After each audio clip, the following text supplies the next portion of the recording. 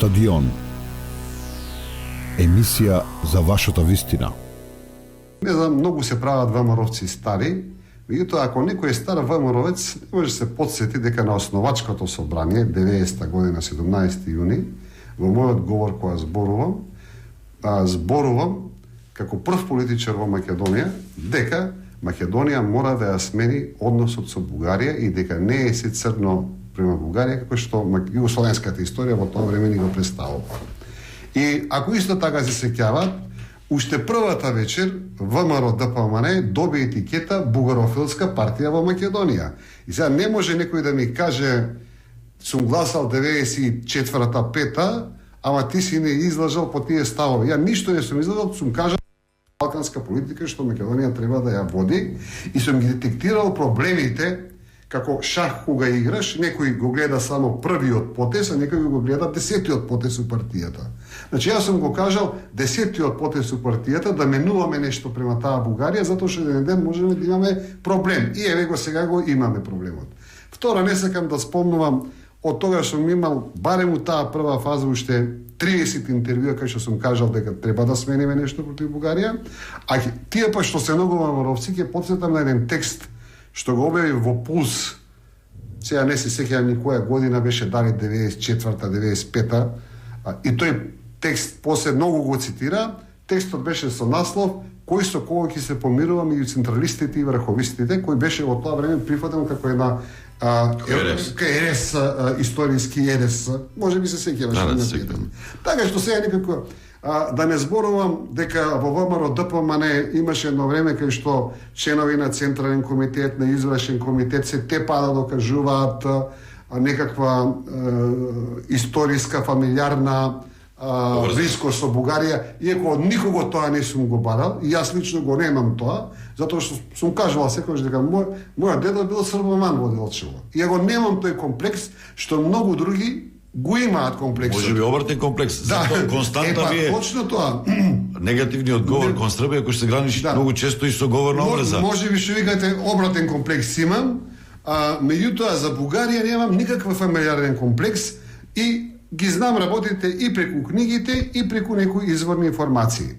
И до ден денеска, значи можам да ви кажам, значи не сакам никој, значи веќе лично да го прозвувам, меѓутоа во ВМРО ДПМН во тоа време вриеше од приказни на луѓе кои раскажуваа приказни за Бугарија. Де овој дедо му бил доброволец во бугарска армија, де другиот има значка, де третиот има пензија, де четвртиот во Лисиче бугарите му дале земја, ја земале од србите му ја дале на дедо му земјата, значи приказни 1100. Да не зборувам за тие затворениците што бе, оти јас кога дојдов населив стварно многу затвореници политички во нашата структура доаѓа, 95% од тие луѓе ја кажуваа својата близкост со Бугарија. И јас на вистина, значи сум шокиран од некои состави, каде што на вистина имам чувство дека македонците по бугарското прашање се чувствуваат како евреите во Германија, кога дома кажуваат што се, а во јавност треба да кажуваат дека се германци. Значи, тоа сум бил сведок на тој настан и не сакам да прозивам лични имиња затоа што мислам дека не е во ред. Кој сака да се вклучи во тоа, нека се должи тој престап? Чисто политиканство или сега. Од друга страна, ние, ајде, комунизмот го оставаме на страна. 30 години не направивме. И јас она што сум зборувал да бидеме пријатели, да направиме нови проценки на историјата и да направиме, да ги најдеме заедничките места меѓу Македонија и Бугарија, дали во историјата, дали во сегашноста, кај што овие два народа ќе се допираат. И за тоа сум добивал најжестоки критики. Сега јас го поставувам прашањето. Значи, апсолутно, јас прв зборував против ветото и против резолуцијата на бугарскиот парламент и сметам дека ова сега што го направија е грешка. Меѓутоа, за да има две страни така, еве сега да си го поставиме прашањето. Ние како политика, како историографија, како општество, во тие како општество македонско во овие 30 години демократија, најдовме ли некои заеднички места, кои не значи заедничкото место, не значи дека ти стануваш бугарин или нешто друго, значи заедничкото место, како што со турците имаме сега заедничко пријателство, како што сите други нации имаме заеднички места, значи имаме, најдовме ли ние, дефиниравме ли некои места каде што со бугарскиот народ, имаме некои заеднички моменти. Имаше 2-3 срамежливи обиди кои беа сосечени во старт. Првиот обид беше јас со господинот Костов да положиме цвеќе на Свети Кирил и Методи, иако тоа па баш нема ништо врска со можеби со некаква бугаризација, тоа е старословенски настан. Се словенско е тоа. Се крена паника, тоа 2 години се прекина сето тоа. После доаѓа Бучковски, тој направи еден обид, ми се чини, за Илиндиското восстање на Југославија. Повторно му наскока и од ВМРО ДПМН, и од внатре во партијата, и човекот прекина. После тоа имавме една долга пауза, кај што имаше замрзнати односи буквално. Доаѓа Заев, се обидува да направи нешто човекот. Повторно овде во Македонија му наскокуваат, му рипаат. Значи, што сакам да кажем? Значи, очигледно, во македонското општество ние не направивме ни еден обид да го индоктринираме. Значи, прашањето на антибугаризмот во Македонија е најстариот популизам што постои од комунизмот и се пренесува во демократска Македонија. Прашањето на антибугаризмот е најдобра тема за политичарите. Мислам дека во последно време секогаш имало употребна вредност за имало употребна вредност. Значи, прашањето на антибугаризмот е најслатка тема. Порано немаше Фейсбук писатели, сега има многу Фейсбук писатели. Значи, тоа е тема кај што секој се чувствува слободно да плука, да пцуе, да гази. И сега добиваме удар и се чудиме што ни се случи. Значи, треба да ги погледнеме рационално и двете страни. Мене ми е посебно жал што овој удар со ветото се случи во време кога навистина почувствував дека Заев прави повеќе од сите политичари, од мене повеќе прави, за да покаже еден нова слика према соседна Бугарија, па до тоа се вклучи и председателот Пендаровски, па се вклучија и некои други луѓе во целата работа. И што добивме? Повторно, во Македонија како да има една чипирана структура на луѓе, не мислам дека тоа е сега се платена структура, најверојатно некои од нив се, дел од таа длабока држава кои не дозволуваат да се има никаков однос со Бугарија, меѓутоа еден друг дел систематски од образование, од кампања, од веќе медиумски речници, едноставно доволно е да кажеш буквата Б и он се вклучува и веќе не знае што зборува и не знае што коментира. По автоматизам. Има факт дека е тоа така. Дека луѓето после 45-та година, еден голем дел на македонци се чувствуваат блиску со Бугарија, многу од нив сакаат да продолжат да се декларираат како бугари, или пак да бидат само блиски со Бугарија. И за тоа страдаат. Значи, има некаде кај што сметам дека затоа што ние молчиме, бугарската историографија си прави поени без потреба. Класичен пример е бунтот на Калето. Тие ги представуваат сега како жртви на антибугарска политика. Реалноста зборува дека бунтот на Кале е многу едноставен. Не сакаме да одиме на Срем, сакаме да одиме на Солун. Сега, значи ако ние тоа го биле македонисти, на некој начин тие дури биле македонски националисти, да ги кажеш. Меѓутоа, ние ставајќи го проблемот под тепик или срамежливо кажуваме 5 души, 6 души, 10 души, јас ако не се лажам, на Срем има загинато некаде меѓу 1000 и 600 македонски војници.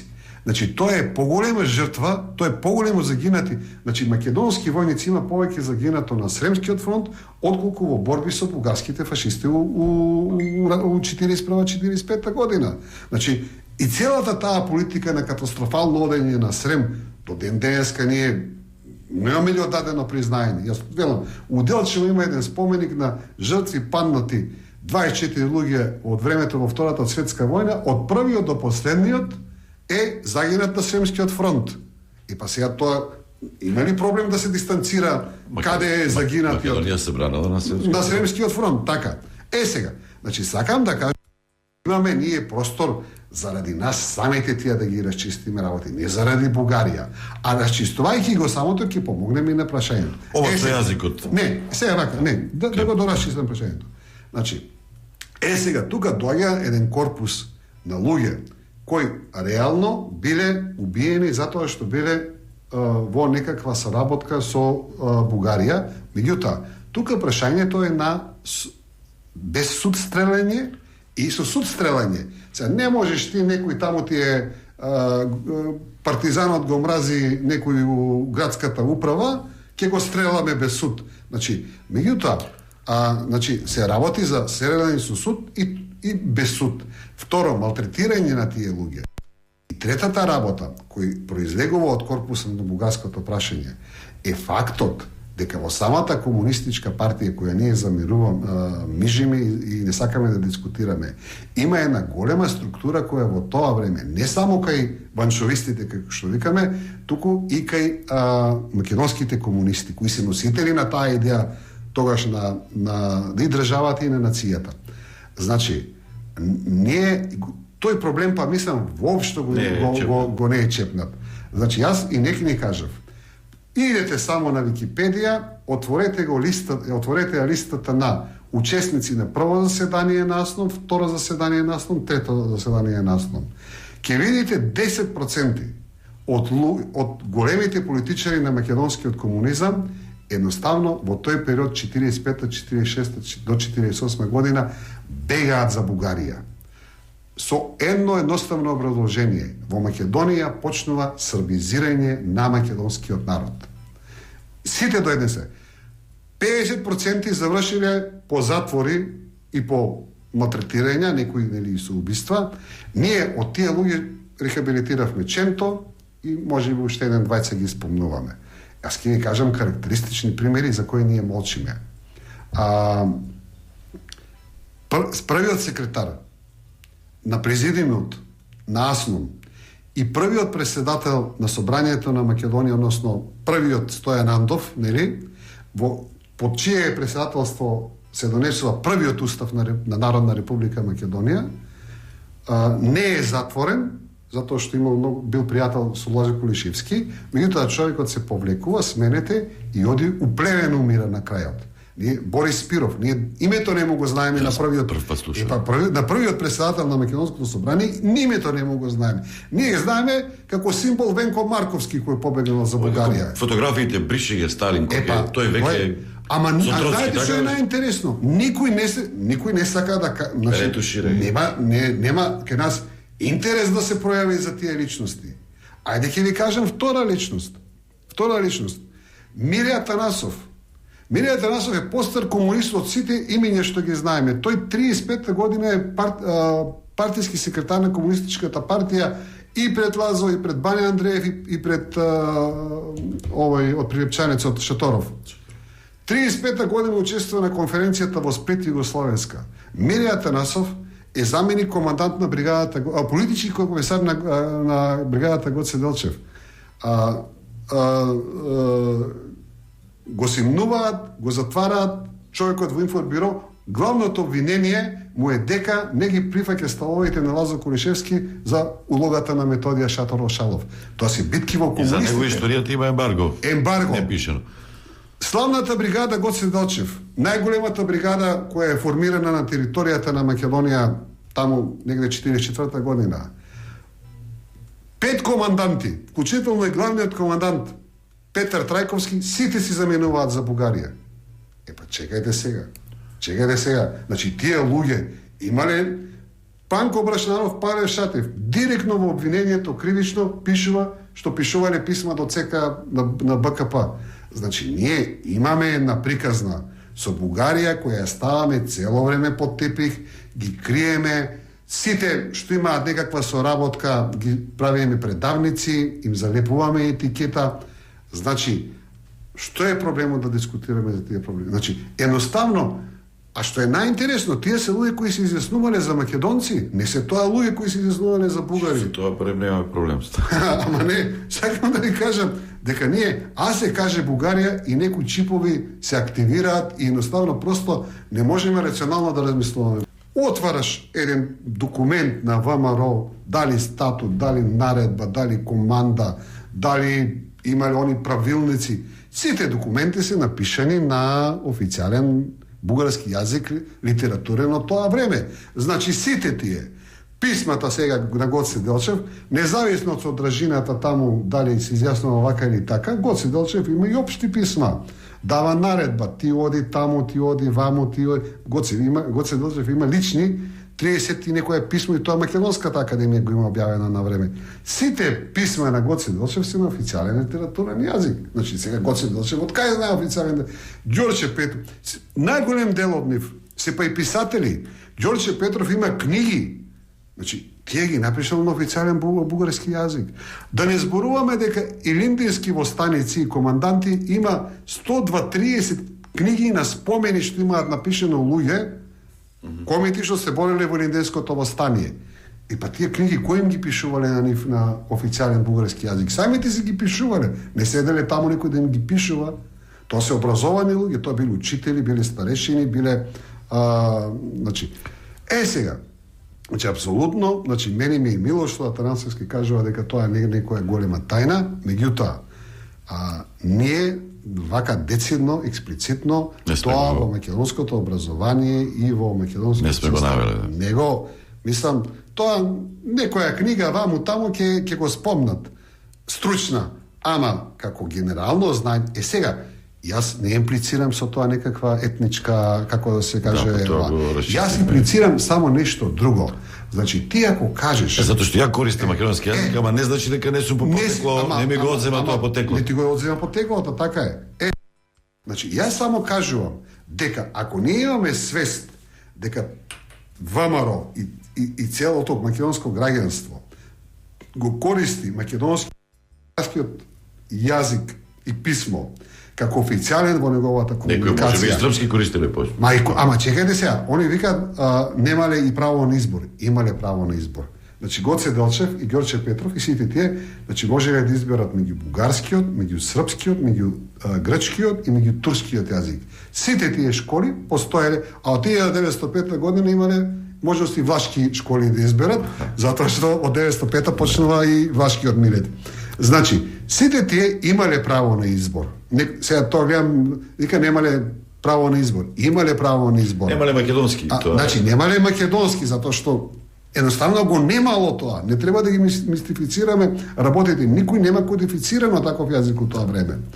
Сега, и не се занимавале очигледно со тоа, Крсте Петков, мислам, кој прави ови 903 година. Сега, значи, имале право на избор и тие избрале бугарски јазик. Значи, сега, повторно тоа ништо не значи. Меѓутоа, тоа значи дека во односот меѓу Македонија и Бугарија во тој 19 и 20 век не е се црно, не е се пропаганда, не е се негација, а нашата историографија така ја представува работата. Затоа што ако ти си бугарски учител, ако ти го користиш бугарскиот јазик, ако ти у секој зори проблем бегаш у Бугарија да се скриеш, како може да е се лошо? Значи, јас таа димензија 30 години ја спомнувам. Дајте да го најдеме заедничкиот момент кој бил меѓу Македонија и Бугарија во тоа време. Ајде уште не слушател, ајде, од преска упорене. Ало, ве слушам. Повелете. Здраво. Ме слушате? Ве слушам. Здраво, че Столе беше, така? Да. Имам, значи, едно прашање директно за Бата Египче. Дали, пошто има две државенства, македонско и бугарско? Нема, тоа е расчистено сега, не. Како расчистено? Ама за тоа милион пати е зборувано се. Не. Кој ќе го одбере доколку Македонија се одлучи дека можеш само македонско државенство да имаш и дали ќе влијае тоа врз Добро, тоа е прашањето. На луѓето, значи ме интересира дали ние ќе отвориме подобри услови за бугарите да живеат тука и македонците у Бугарија и у цел свет, без разлика. Значи, доколку би дошло едно државјанство, тоа ме интересира највише. Добро, благодарам. Благодарам. Ајде кратко само за ова да говориме. Значи, дали прво тоа е темата за двојни државјанства. Во Бугарија веќе кога спомнуваме, функционери не смеат да имат двојно државјанство. Така мислам дека и во Австралија така. Значи, на прашањето што се чувствувам, како се чувствувам и што сум, значи сум го давал на интервјуа у соседна Бугарија, а последниот пат го дадов, идите таму на Радио Фокус пред 3 дена. Исто ве праша? Исто и они се заинтересираа што ќе се кажеш на попис. Ја викам, освен македонец, ништо друго не можам да се кажам јас на попис. Значи, не ги интересира. Не ги интересира очигледно, така што таа дисквалификација, значи ако некој, тој е дел од таа дисквалификација. Една залепена и тоа тешко се. Ама тој е дел од таа дисквалификација. Значи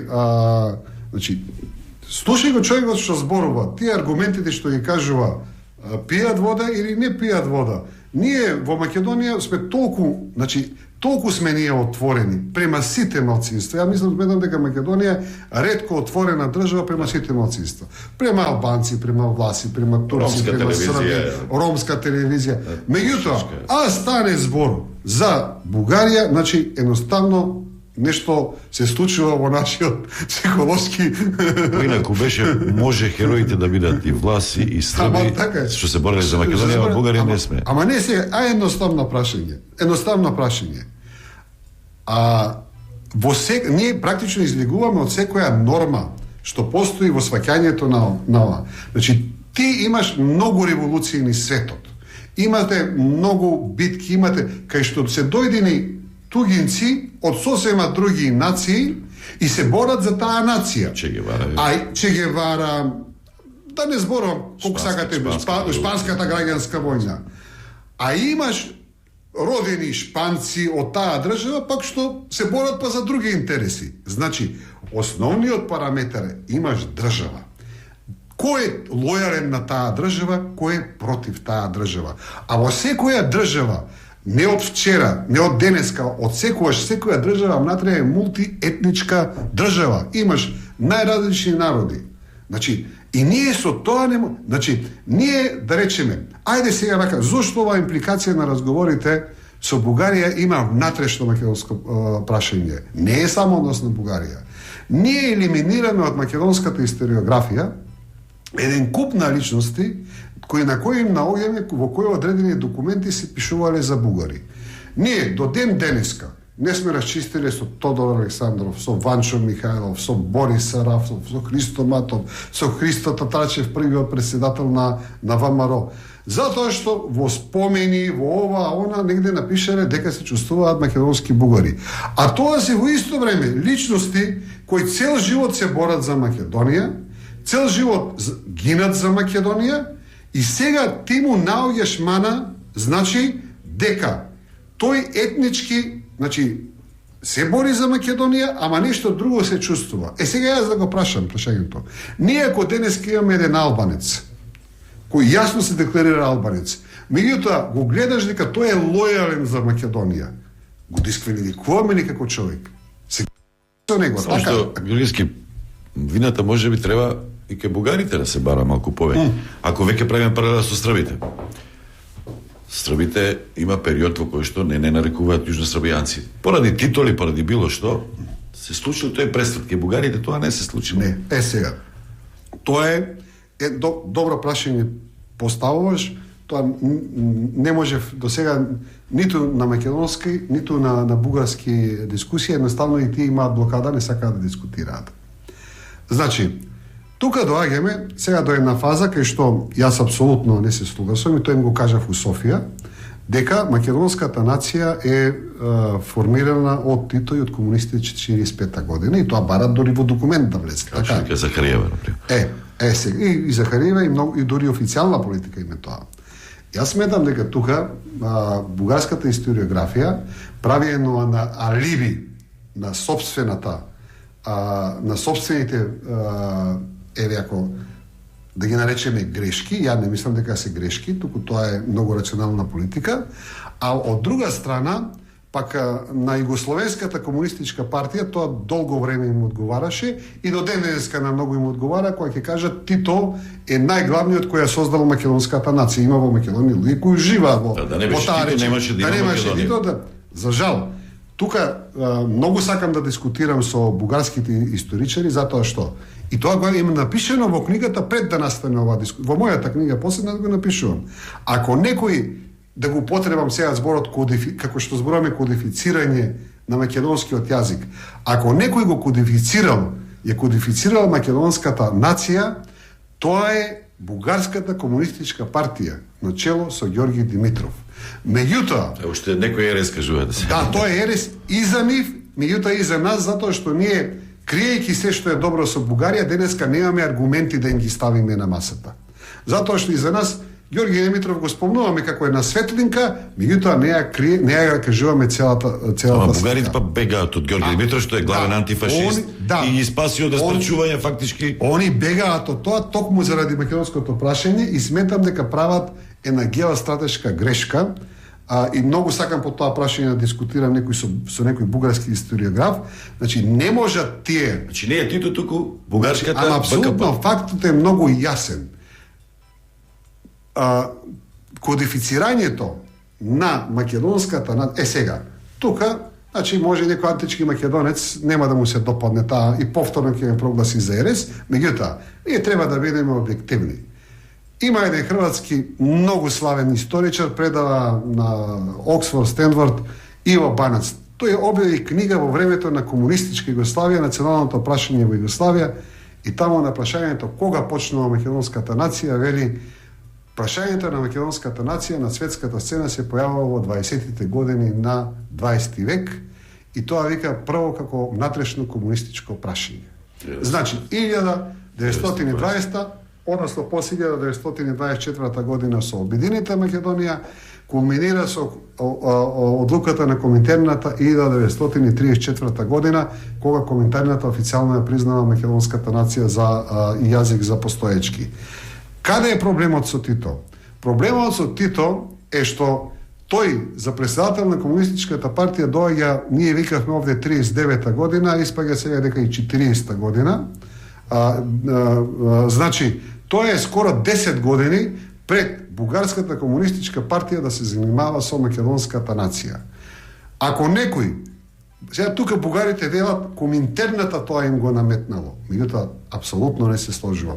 Бугарската комунистичка партија е таа која го наметнува Коминтерната, опрашањето во Коминтерната за македонска и тоа во тоа време јас сметам дека е многу хумано решение, алтернативно решение. Македонија е распарчена, македонскиот народ страда и тие гледаат една опција. Моровски револуционери идеи се препознаени и од бугарските комунисти, односно од комунистичката партија. Значи македонскиот комунизам е 90% врзан со бугарскиот комунизам. Сите членови на ВМРО обединета кои влегуваат во правењето, во кодифицирањето на таа македонска нација се високи партиски функционери на Бугарската комунистичка партија. Меѓутоа, исто така има еден друг огромен момент кој ние исто така не го зборуваме. Сега, они велат тоа е српска политика. Не е српска политика, тоа се гледа по книгите и раскажите. Српската политика, прашањето на македонската нација во тоа време го примат технички, затоа што комунистичка, затоа што они ја имаат Вардарска Македонија, задоволни се. Меѓутоа заради Коминтерната го примаат технички. Кога ќе ги погледнете бугарски интелектуалци од 30-тите години, бугарските политичари, бугарските леви, па сите зборуваат за македонска нација. Сите се трудат да ги убедат луѓето дека има македонска нација. Првите текстови за посебна македонска историографија се објавени во бугарски комунистички списанија. Тоа е тоа они што сега го мистифицираат и не сакаат да го признаат, а нашата македонска историографија не го користи затоа што дали не го знаат, дали не сакат да кажат се уште ни еден збор добар за Бугарија, или едноставно имаат проблем со третата работа. Големата борба против фашизмот. Повторно еден од митологиите кој македонската историја сака да докаже имала голема борба македонска против фашизмот. Значи, таа митологија не важи за ниту еден југословенски народ. Значи, сегде кога ќе погледнете вие, значи, таа е Титовата митологија, која ние не сакаме да ја расчистиме, меѓутоа сега се расчистува со документарни програми. Значи, ние живееме под импресијата дека сите се борели и ние многу сме се бореле. Значи, освен во Босна, кај што има граѓанска војна меѓу партизани, четници и усташи. Тоа се 1.701.000 загинале. Не се 1.700.000. Ние правиме мистификации. Значи, правиме мистификации и не сакаме да ги разбиеме. Во Србија, во Белград, на отпишани секоја недела гледавме по 200 германци убиени. Фактите зборуваат дека од 41 до 44 година еден германец нема убиена во Белград. И ние живееме по таа импресија дека во Србија многу се бореле, а ние малку сме се бореле. Па што е лошо да се биде антифашистички? Ама не е лошо. Не е лошо. Јас ви го кажав тоа. Ама зошто не ги зборуваме работите? Имаме четврта... Така зборуваме, нема ништо убаво да ни остане. Ама не сега. Што е проблем на митологијата? Па еве сега што испаѓа? Испаѓа дека во Србија цело време четниците биле повеќе од партизаните. И тоа веќе документарно е докажено. Документарно е докажено. А конечно, јас ќе ви кажем и една друга тема што ние ја криеме во Македонија. Ние зошто не зборуваме за четниците македонци кои оделе кај Дража Михајловиќ? Македонски четници. Па македонски четници. Ние целата таа теза ја криеме. Дури, ако се направи добра анализа, може да се утврди дека до 43 година имало повеќе македонци во движењето на Дража Михајловиќ, кој имало македонци во една еретичка тема, нека се јават, нека дискутираат. Значи, многу едноставен е фактот. Првиот македонски батальон е создаден на 18. јули 1943 година и тој е ден денеска на македонската армија. До тој период во Македонија веќе има цел вардарски четнички корпус со 2 бригади, македонски во Куманово и во Скопска Црна Гора, и има поречка четничка бригада. Како и да го свртите, 3 четнички бригади се поголеми од еден македонски батальон. Стадион. Емисија за вашата вистина.